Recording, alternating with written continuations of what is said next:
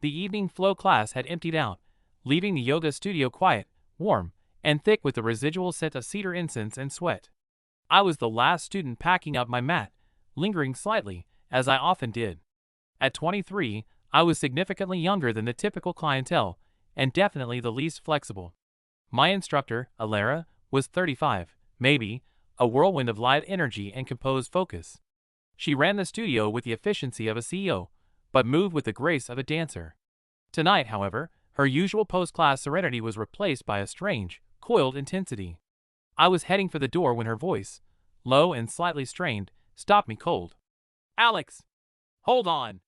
I turned.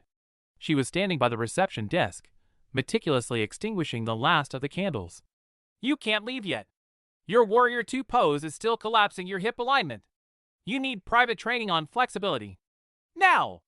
The request was shocking. Private sessions with Alara were expensive and usually booked weeks in advance. My mind instantly seized on the risk. This was a clear violation of studio protocol, and with the front door already locked, we were entirely isolated. The whole situation felt less about physical correction and more about a sudden, dangerous override of boundaries. I hesitated, fumbling for my phone to check the time. "Alara, I really appreciate it, but I have to meet my roommate." "No," she interrupted, her voice firm. She walked over, placing her hands on the heavy, wooden studio door, ensuring it was locked tight. "You need to turn that off, Alex. We need absolute focus here. No interruptions. No one knows you're still here." The instruction wasn't just about concentration. It was a clear establishment of the rule of secrecy, isolating me completely and raising the stakes from a simple correction to a shared, illicit secret. Her gaze was intense, demanding immediate, unquestioning obedience. I slowly reached into my bag and turned off my phone, the click of the power button sounding loud and final in the silent room. She led me back to the center of the studio floor, asking me to resume a deep lunge. She didn't rely on verbal correction. Instead, she moved in close, her proximity immediately overwhelming. "Your lower back is fighting me," she murmured, her voice soft and dangerously close to my ear. To correct my stance, she placed one hand firmly on my hip and the other lower on my back, pushing my pelvis gently but decisively forward. The contact was sustained and charged, a lingering touch that was entirely unnecessary for the adjustment, but entirely potent in the quiet, dim room. I could feel the warmth of her hand through my thin athletic shirt, and the slight brush of her chest against my shoulder blade. The smell of her skin, faintly spicy and clean, flooded my senses. The professional contact had mutated into an intimate physical closeness, a palpable spark ignited by the shared risk and the late hour. Her continued pressure forced me to breathe deeply, but the inhale only brought in more of her scent, intensifying the forbidden tension. "The goal isn't just physical openness," she continued, her voice a low, throaty rasp, her gaze locked on my eyes as she held the pose. "It's about psychological openness. Letting go of the fear of being seen." Her words were heavy with subtext, speaking directly to the secret we were now keeping. I felt a surge of heat, a physical reaction to both the strenuous stretch and the intense, inappropriate closeness. Just as the silence stretched tautly between us, confirming the shared, dangerous awareness of our proximity, a new, sharp sound broke the spell. It was the distinct jingle of keys followed by the thump of heavy footsteps in the corridor outside the main studio door. Alara froze instantly, her hand retracting from my hip as if burned. Her eyes darted toward the door. "The owner," she hissed, her voice barely a whisper. "Mr. Davis. He usually checks the cash register before closing out the night. He's not supposed to be here after 10. The external threat was immediate. If the studio owner found us locked in together, late at night, under the guise of an impromptu private session, it would be an instant accusation of impropriety, ruining Alara's reputation and possibly mine. She didn't hesitate. She grabbed my arm, pulling me off the floor and dragging me rapidly toward a heavy velvet curtain hanging near the back wall. "The storage alcove. Now! Don't make a sound." She shoved me behind the thick, dark fabric, leaving me pressed against a stack of dusty yoga props. I could hear the footsteps moving closer to the door, the keys rattling as the lock was opened. As Alara pulled the curtain tight, shielding me completely, she quickly placed her hand on my mouth, pressing hard, a desperate plea for silence. I could feel the frantic rhythm of her heart against my chest. Her warm, soft hand over my lips was a terrifying extension of our physical intimacy. "Wait here," She mouthed silently against my ear, her breath hot. She retreated just enough to step into the studio space, just as the main door creaked open. I heard Alara's voice, smooth and falsely calm. "Oh, Mr. Davis, I was just finishing up some cleaning. I'm having trouble balancing the receipts from the evening class." The cover story was immediate and plausible, but the risk was still absolute. As she spoke, subtly trying to draw the owner's attention away from the curtain, her hand, as she gestured wildly to the reception desk, knocked something off the counter. The item skittered across the floor with a distinct metallic clatter, rolling right toward the curtain's edge. It was her car key fob. The small, cold piece of metal lay inches from my hiding spot, a tiny, essential piece of her life now trapped with me. If Davis saw the fob near the curtains or found me inside, the facade would instantly shatter, forcing her to choose between her reputation and the truth. The air behind the velvet curtain was thick with dust and the scent of Alara's proximity, yet it was the metallic tang of fear that dominated. I stood pressed against the wall, clutching the cold, small key fob in my hand, the tangible evidence of my complicity and the anchor to her personal life. Outside, Alara's voice was smooth, too smooth, as she expertly deflected Mr. Davis's questions about the cash count. I could hear his footsteps moving toward the reception desk, perilously close to the curtain. When he finally left, the heavy thud of the studio door closing felt less like an ending and more like the beginning of a deeper trap. Alara waited a full minute before pulling the curtain back, her face pale, but her gaze resolute. She didn't lead me back to the studio floor. Instead, she slipped through a hidden door behind a display shelf and ushered me into the small, back office, a space where the professional facade completely vanished. This was the studio's brain and its confessional, a tiny, cluttered room with a worn armchair, a desk piled high with bills, and personal photos taped haphazardly to the corkboard. It was an instant shift to an environment that was suffocatingly intimate, the air warm and close, smelling of stale coffee and old incense. "We can talk here," she whispered, locking the office door with a quiet click. "He's gone for the night, but he'll be watching the exterior security cameras from home. We have to be quick." She immediately revealed the truth. She suspected her ex-husband, Thomas, who was constantly fighting her for financial control of the studio, was the one stealing small amounts from the register. She needed my analytical mind and complete discretion to confirm her suspicion using the digital records stored on the office computer. The investigation required intense, sustained proximity. The office was so small that when we both leaned over the single monitor, our chairs bumped, our elbows were constantly touching, and her loose ponytail brushed against my ear with every movement. This enforced contact, though still technically related to the work of examining spreadsheets, was incredibly intimate. I could feel her focused intensity, her anxious heat, radiating through her thin yoga attire. As she scrolled through transaction logs, she grew increasingly agitated, muttering about Thomas's cruelty and desperation. "He's trying to ruin me, Alex," she confessed, her voice thick with genuine pain. "This studio is everything. It's the only thing I built for myself after the divorce." She leaned further back in her chair to sigh, and her leg brushed firmly against mine, a lingering pressure she made no move to correct. The tension between us was a physical weight, fueled by the knowledge of her vulnerability and the shared criminal act of accessing the private financial records. It felt like we were exchanging not just data, but essential, desperate truths. The risk escalated when a series of urgent, insistent knocks began on the thin wall connecting the office to the main studio space. It wasn't the sound of an alarm. It was a rhythmic, impatient thump-thump-thump, followed by a muffled, angry voice. It wasn't Thomas, but the landlord, who lived in the apartment above the studio. "Alara, I hear voices. You shouldn't be here this late. Are you running some kind of illegal late-night class? I'm calling the police." His threat was real and immediate. If the police showed up, the narrative would instantly shift from a financial inquiry to a public scandal involving an instructor and a young student, destroying both our futures. Alara paled, her eyes darting frantically around the small room. She grabbed the USB drive containing the financial data and stuffed it into her pocket. In the midst of the panic, as she moved to shield the computer, she knocked over the small, worn ceramic mug she used for her daily herbal tea. The mug, which I'd often seen her holding during our classes, was special. It was chipped, painted with a faded sun and moon, and clearly cherished. It rolled under the desk, and I instinctively dove after it, reaching it just as Alara crouched down beside me. For a moment, we were chest to chest under the desk, our breath mingling, the symbol of her simple, daily ritual now serving as a witness to our desperate deception. She didn't let me stand up immediately. She grasped my arm, her fingers tightening, her eyes, wide and dark, searching mine in the shadows beneath the desk. The raw intensity of the moment, the adrenaline, the absolute physical proximity, pushed us to the very brink. I could feel the heat and pressure of her body against mine, a silent, desperate question hanging in the air. Just as the threshold was about to be crossed, the persistent, angry ringing of her cell phone from her purse on the desk above us violently severed the connection.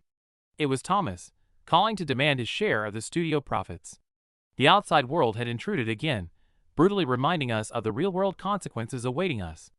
Alara pulled away instantly, the protective shell snapping back into place. "We can't finish this here," she whispered, her voice ragged. "The landlord knows. Thomas is calling. I can't take the risk anymore." She grabbed a piece of paper and scribbled furiously. She looked at me, her gaze holding a mixture of terror and desperate desire. "My car is parked 3 blocks away in the old market garage. The top floor is always empty before sunrise. Meet me there tomorrow morning, 5:30 a.m. No one will see us." She shoved the note into my hand, her fingers lingering for a fraction of a second too long, a promise of a future, illicit meeting that sealed the cliffhanger. The early morning air in the deserted market garage was cold and metallic, heavy with the smell of gasoline and damp concrete. At 5:30 a.m., the top floor was an echoing expanse of empty space, perfect for secrecy, but terrifyingly exposed to the wide-angle security cameras mounted on the pillars. I found Alara waiting between 2 parked vehicles, leaning against the polished hood of a nondescript sedan, her silhouette sharp against the gray pre-dawn light filtering through the open sides of the structure. She wore the same athletic clothes, but her body language was rigid, coiled. The tension was immediate, intensified by the knowledge that this was a public space where anyone, a jogger, an early worker, could spot us and report her. She didn't waste time on formalities. She pulled out the USB drive containing the studio's financial records and a thick, folded printout. "I found it," she whispered, her eyes burning with triumph and desperation. "Thomas transferred a significant sum, enough to buy an old warehouse downtown. It's solid proof he's bankrupting the studio to buy a new business under his own name."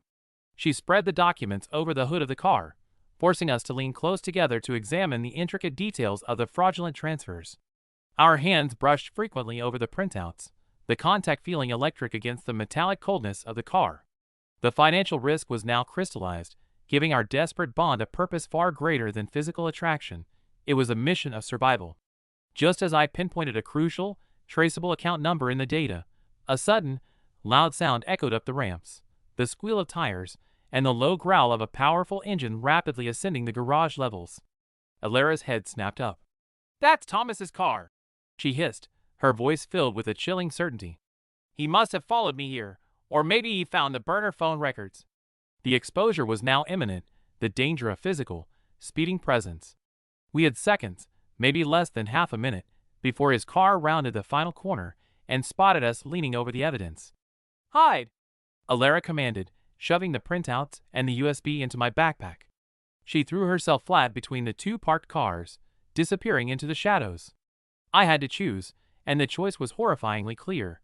I could run and save myself, or stay and risk being caught with the evidence, proving her accusations true but destroying my own future.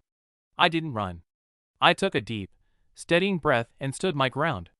My loyalty to Alara, forged in the fear of the closet and the shared peril of the greenhouse, was now cemented. The price was potentially my academic future and any chance of a corporate career. I quickly turned my body, facing the corner where the car would emerge, acting as a deliberate, visible shield, interposing myself between the approaching danger and Alara's hiding spot. I pulled out my keys, pretending to be searching my own vehicle for something innocuous. The squealing intensified, and Thomas's sleek black SUV rounded the corner, its headlights blinding me, stopping abruptly 50 feet away. Thomas didn't step out immediately. He just sat there, idling, the engine rumbling menacingly. He was assessing the situation, looking for his wife. He saw only a young man standing awkwardly by a different sedan. He leaned heavily on his horn, a loud, angry blast that reverberated through the concrete structure. "Move your car, kid!" he shouted, his voice muffled by the glass, his intention clearly to drive right past me and find Alara. I stood firm, shaking my head and gesturing apologetically, buying Alara precious time. Then, Thomas's eyes narrowed, his gaze settling not on me, but on the tarnished sun and moon ceramic mug from the studio office, the one I had almost dropped in part 2. It was sitting on the dashboard of my truck, where I had carelessly placed it after bringing it home last night. The mug, which had been a witness to our secret investigation, now became a direct liability. Thomas's head snapped toward the dashboard, recognizing the object that Alara always kept on her desk. His suspicion instantly turned to terrifying certainty.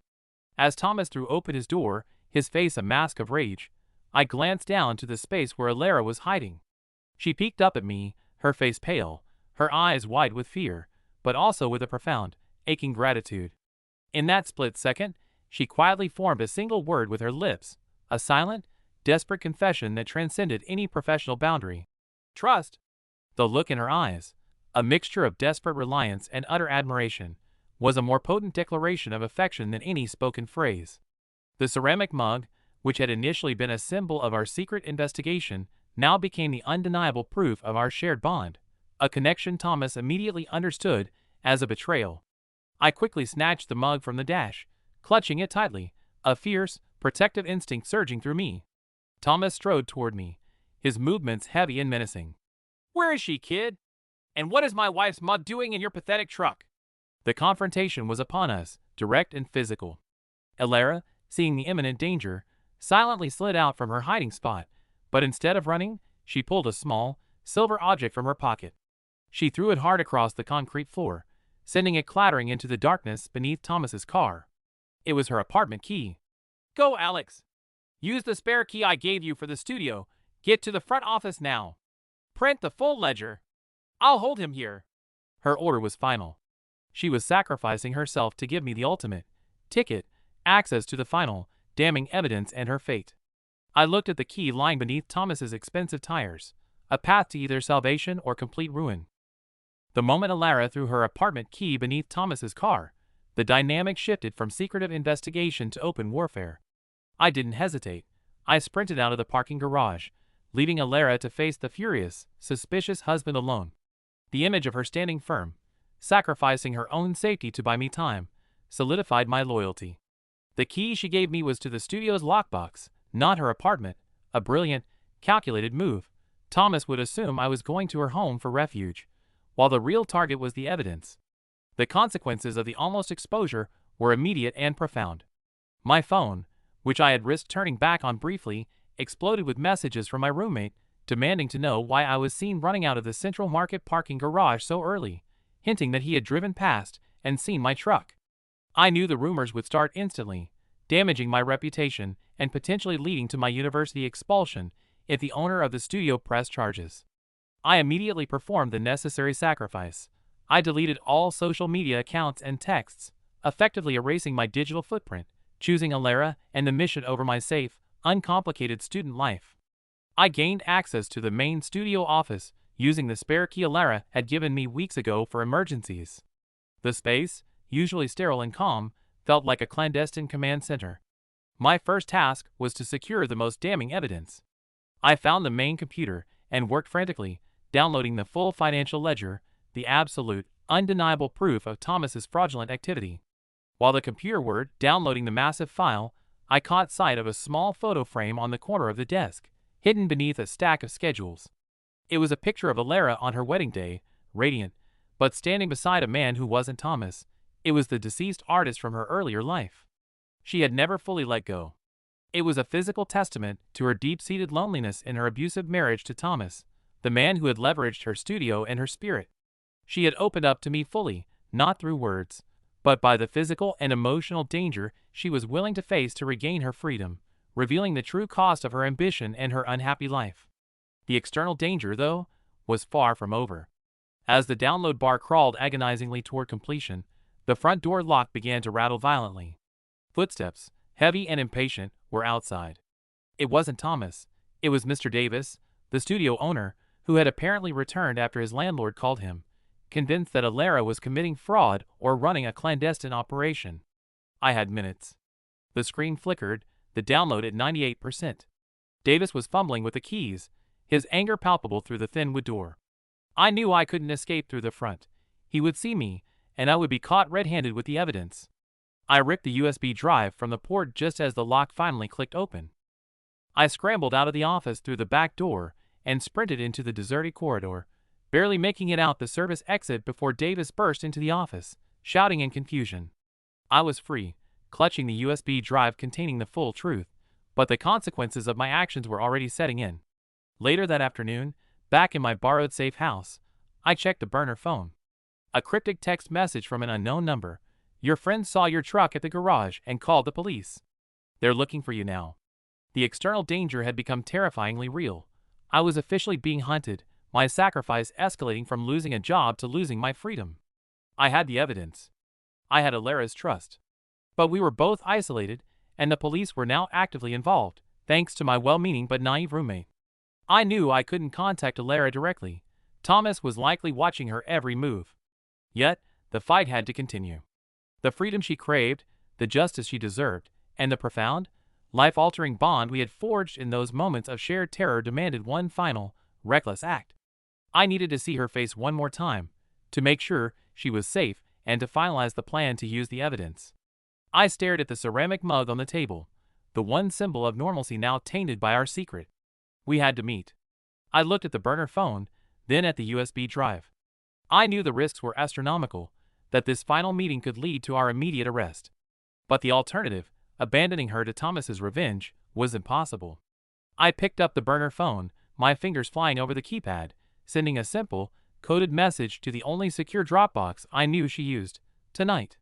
11:45 p.m. The 10th floor, main public library. We end this. The decision was final, reckless, and driven by a desperate, all-consuming need to see the mission, and our impossible relationship, through to the very end. The public library at 11:45 p.m. was an imposing fortress of quiet and shadow. The main doors were locked, but I had utilized my student ID to gain backdoor access to the upper study floors before closing, hiding there until the final staff rounds were complete. The 10th floor, dedicated to rare and archived texts, was silent and eerie, the narrow aisles between the towering book stacks creating a labyrinth of shadows. I stood waiting, clutching the USB drive with the evidence and the fragile ceramic mug, the last physical remnants of our illicit journey. The risk was total.